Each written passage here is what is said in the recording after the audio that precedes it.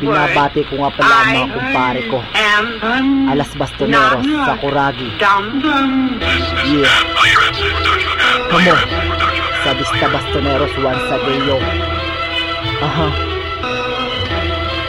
Yeah. Sige palag kayo, nila ko na ang panulat at papel. Kaya mga hinayupak, huwag kayong pumapel. Kung pwede dyan lang kayo sa tabi mang gigil. Ang pangil ko'y handa ikagat sa mga kitel. Numero 45, bibindo na kayo sa mga wala kontak pinagagawaan nyo, pwe.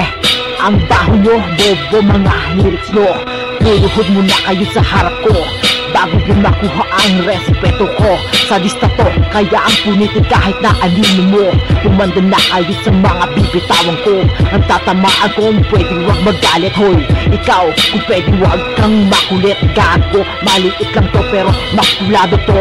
Malaki puminsalaan kagaya ko. Kaya kong bumitaw na di nyo kayang sabayan.